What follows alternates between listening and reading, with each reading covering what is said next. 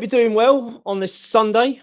FA Cup football this weekend. No West Ham. I'm finding it a little bit depressing, actually. Do you know what I'm finding myself doing? I'm finding myself watching these games and thinking most of the time, why didn't we get that draw? Why are we always going to be getting these tough, awful draws, whether it seems to be on domestic cup competitions? And I know people say, and I actually use this line quite a lot. Well, you've got to play the best teams. You want to win a competition, you've got to play the best teams. But it's not actually true, is it? Because you can get a decent route through a tournament, really, with avoiding the bigger teams and then facing towards the end. So it just feels like we always seem to get it, don't we? We're really bad luck when it comes to draws. And I do think as well, when I look back, we were very unlucky against Aston Villa that day. I think if we'd had a bit more time with Graham Potter at the club, I think we would have been in better shape for them. We just had real, bad luck in terms of that fixture. Also, the injuries, didn't we, in that game? Was it Fulkrug and Somerville, wasn't it? They both went off early on. So I find it. Don't get me wrong, I love watching football, and it's quite nice in some regards not to have the stress of West Ham. You can kind of just sit back and enjoy it. But yeah, it's also got the element of, it's a shame we're not in this. I want to be a part of this competition, and but it is what it is. But I want to talk about other things in terms of West Ham. Before I do, if you're new to the channel, it takes 2 seconds to subscribe. It's free to do so and it helps us grow. So please do click that subscribe button and the like button as well. Because again, what that does is it gives the old YouTube algorithm a bit of it's easy to say, a bit of a kick, and then it gets us noticeable. Do you know what I mean? In terms of West Ham fans, they see our videos, they come and see it. It helps our channel grow. So we do really appreciate it. With regards to West Ham, then obviously it's a little bit tricky in terms of news because the club are now just fully in terms of the club, the squad are just working basically on preparing for the Brentford game. So it's a good time really in some regards because it gives us opportunity to get players back from injury. It gives more time for Graham Potter to work on the training ground. So it has got its benefits. I'm hoping that we see that come to fruition when we play Brentford. I'm really looking forward to that game. I really am looking forward to going back to London Stadium and seeing West Ham play. It feels like a while, and seeing a team that's now had a bit of time working under Graham Potter, he's obviously getting a bit more of an understanding of his players. They really I feel like they're really buying into his ideas as well. So I'm really fully expecting a decent performance, and we've got some players coming back. We've also got a new striker to admire, and on top of that as well, we've got James Ward-Prowse as well, obviously back in the squad. So I think it'll be a good day. I'm looking forward to it. But before then, obviously, what I'm saying is, West Ham are keeping pretty quiet on things now at the moment because obviously there's no transfers effectively to talk about at the moment. Obviously, January's now closed. We're looking ahead to the summer. This club, big time. We'll have lots of videos to talk about bits and pieces, what's going on there for summer planning. But one part I want to talk about is the director of football role, or technical director role. So Tim Steidten's obviously left the club. He's been gone now for quite some time. I know he's officially been gone a few days, but he has been absent from West Ham now for quite a few weeks. Even before Graham Potter arrived, I know he was kind of involved in the videos when Graham Potter arrived. Steidten, surprise, surprise, he was kind of, at the forefront of all that kind of stuff. But I don't think for much after that he wasn't around. I think he vacated. So since then, obviously, Graham Potter's now at the club. We've now brought in our new head of recruitment in Cole McCauley, which West Ham went out to pay compensation for. While he was at Chelsea. And that was something that was instructed by Graham Potter. It shows the power that Potter already has at West Ham, which is pretty remarkable. It's pretty incredible that a guy that, if you remember when Potter was first linked with West Ham and early talks were going on, it was very much the case that West Ham were doing Potter this big favour. He's had a damaged reputation because of Chelsea, which I thought was quite harsh on him. Obviously, he'd been out of the game for 18 months, 2 years, something like that. I think it's about 18 months. He turned down a few jobs, but it felt like West Ham are kind of coming in to do him a favour. West Ham are only going to offer him 6 months. He's got to prove himself, kind of thing. But that changed dramatically. It turned into a 2.5-year deal, which is what he wanted. There was no break clauses in that. And not only has that happened, it's quite clear that Potter's very much impressed. I mean, he's impressed me. I think he's impressed a lot of fans with all the things he's come out and saying and how he's conducting himself. And you're already seeing it with the team. The players are responding well to him. We look far more like a team under Potter already than we ever did under Lopetegui, who had all those months. He's done it in a couple of weeks. It was quite clear that these players are buying into what he's instructing and his vision for the club. Also, on that note, by the way, if you haven't seen it yet, it's on the official West Ham website, whufc.com, or go on the YouTube channel. If you're on YouTube now, go and check it out on the official West Ham channel, YouTube channel. It's Graham Potter doing Ironcast, which is a fantastic interview. It really is, and he comes across so well. Every time I see Potter interviewed now, I'm more impressed with him. He just comes out and says the right things. His ethos about football, his understanding of how to treat players. Really, really interesting. It's well worth a watch. It's quite a long interview. I think it's about 40 minutes long. I think it's Chris Skull, who's outstanding. I love Chris, and also James Collins doing the interviewing with Potter. It's great. Really worth watching. But Potter has got some serious clout at West Ham now. It's quite clear that he's gone from this guy that we might give a 6-month deal to not only having his 2.5-year deal, he's the one saying, right, I want this guy in.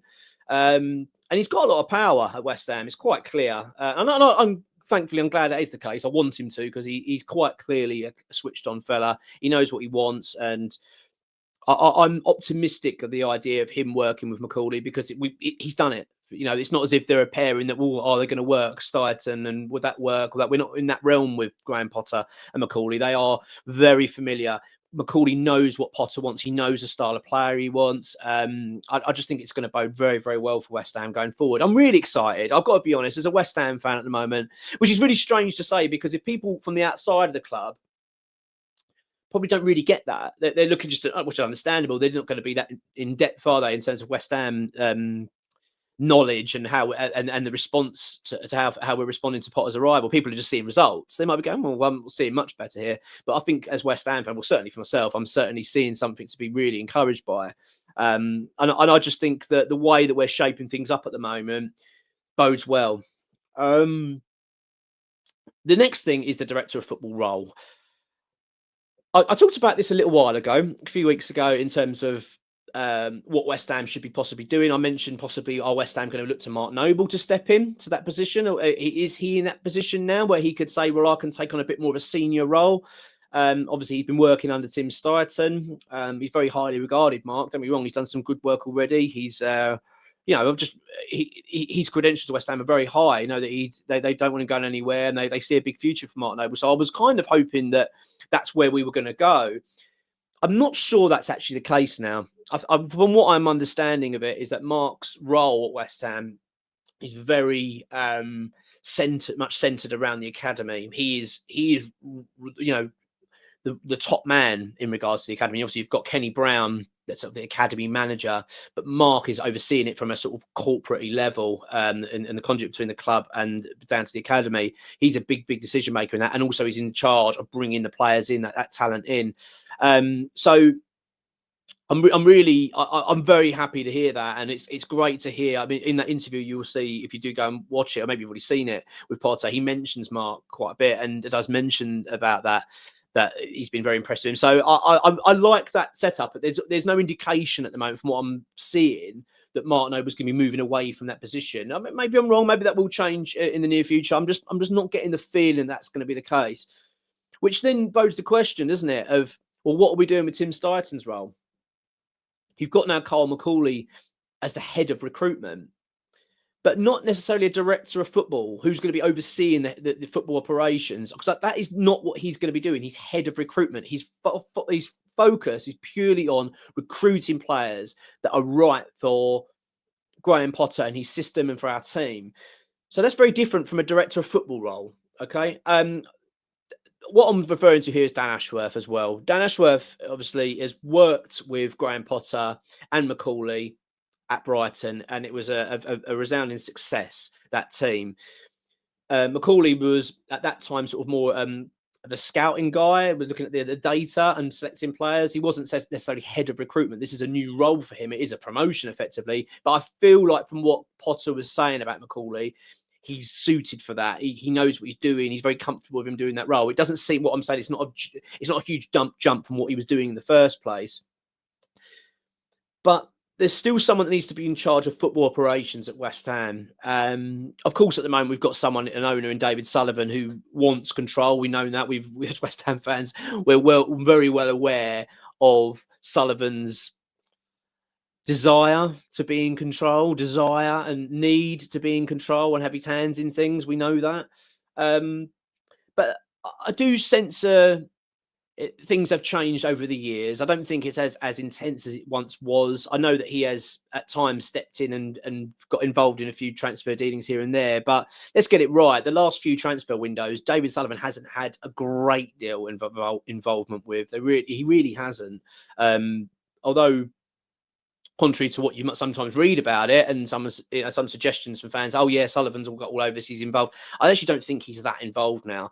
I think he's obviously he's got a say in a lot of things who have to go through him, but I think he is trusting the people around him. I think Karen Brady seems to be actually quite at the forefront of a lot of our decision making. She was obviously very key in terms of appointing Potter, and with that meant that they were going to get McCauley. She had to then go and convince Sullivan to go and get McCauley. So she's a big player now in this. As I say, Mark Noble's very much involved in terms of the younger player side of things and recruitment.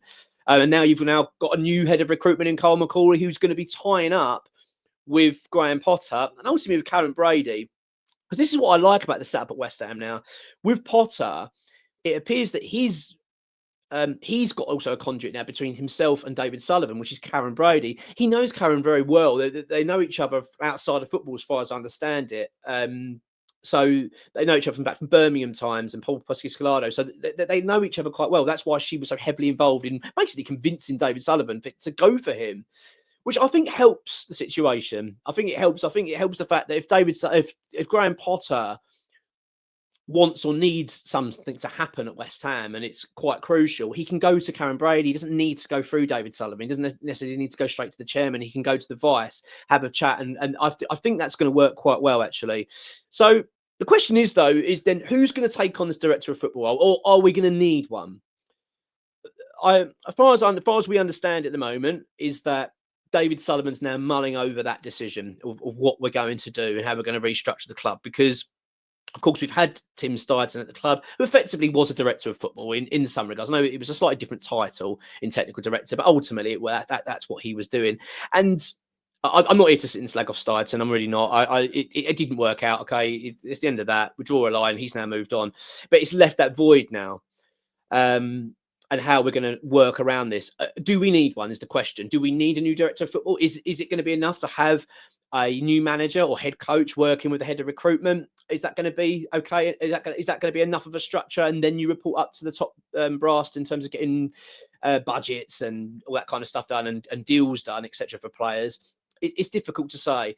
I personally would like to see us continue with that mold of director of football. It's the modern approach. The less we can have David Sullivan involved in sort of day-to-day things at this club, the better. I'd rather him having basically just he should be involved in the money side. This is how much money you've got to spend. I'll sort of sign off on sort of certain things like that. That should be all it is. I don't really want him involved any further. So a director of football, I think, is needed. And Dan Ashworth, obviously previously at Manchester United, he was let go from them. I mean, I dread to think what it's like at Man United at the moment in terms of behind the scenes. I think it's hard to judge someone on being let go by that football club, because it just feels like a total mess, doesn't it, at Man United? For a once club that was just so successful, it just seems like a total car crash. It really, really does, real mess.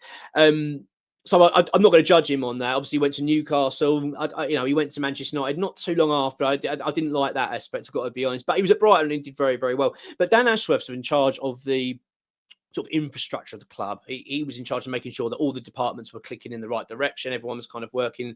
And I think that is what West Ham will need, that kind of overseeing of how the club's working and how we're all aligned. Potter talks about this quite a lot, doesn't he?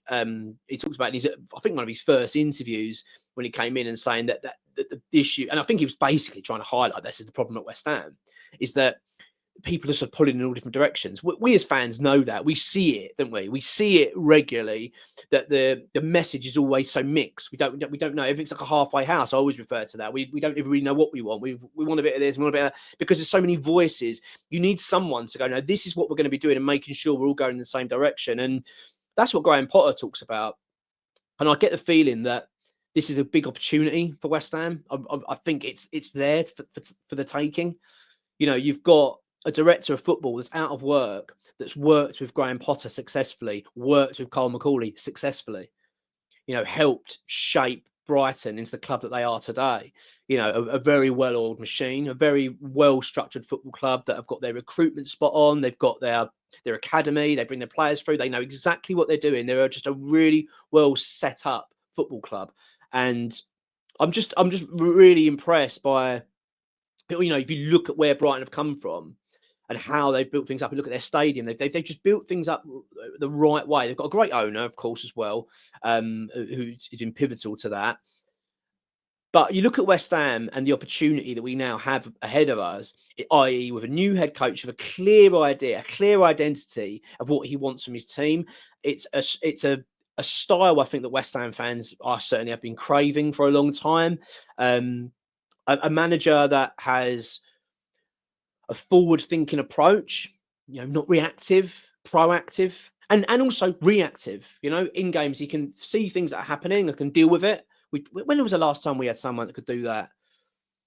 We're seeing it straight away. I mean, he's getting the best out of players that, unbelievably so. You know, putting in players in midfield. We look at that lineup that we saw the previous match, and we're watching it thinking, gosh, you know, against Chelsea, I'm looking at midfield thinking, God, we're going to get ripped apart. And you could see they knew their roles really well.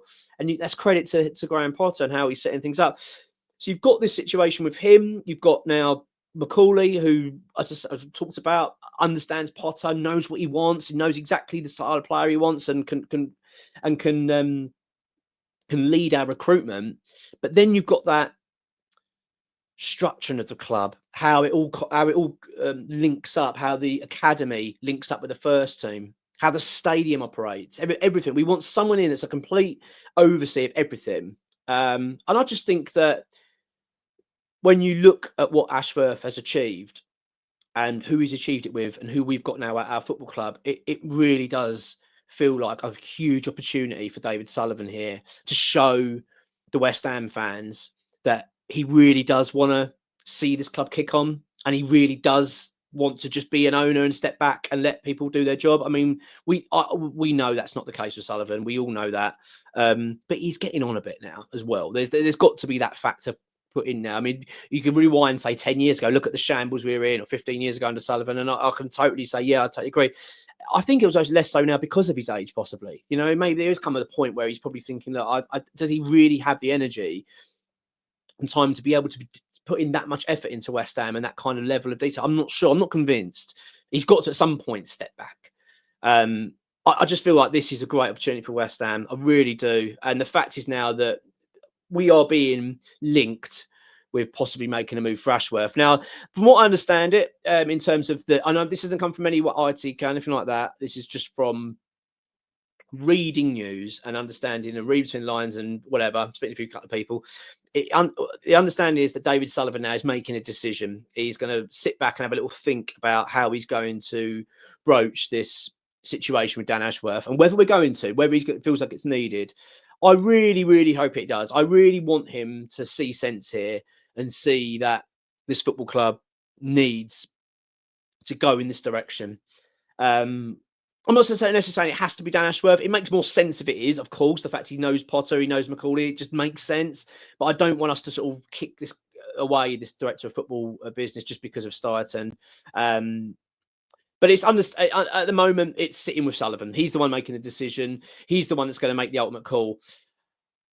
We will find out hopefully soon. I'm going to hopefully have a bit more of a solid update on that in terms of getting it from ex-director employee and find out a bit more. But as far as I understand it, no decision is close yet. I think Sullivan's going to sit on this probably till the tail end of the season until we make a call on it. I just don't want to sit around and miss our chance because Ashworth wants to get back into football. He's highly regarded. We know that. He's been at Newcastle, been at Man United. He's highly rated in the game.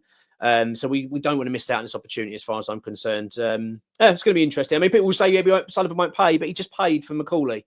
So maybe there is a bit of a shift here that we're seeing. I really do hope that's the case.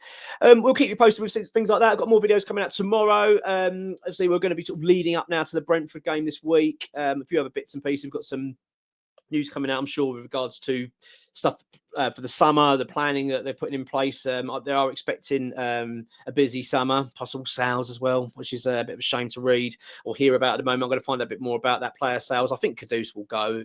That's my gut feeling, but I'm hoping that's just about it. I don't like the idea of us selling any more, but we'll wait and see how that all pans out. We'll have some more videos coming, as I say, this week. But look, Hope you're having an enjoyable Sunday. Enjoy the football and what's left of it. And yeah, I'll catch you later.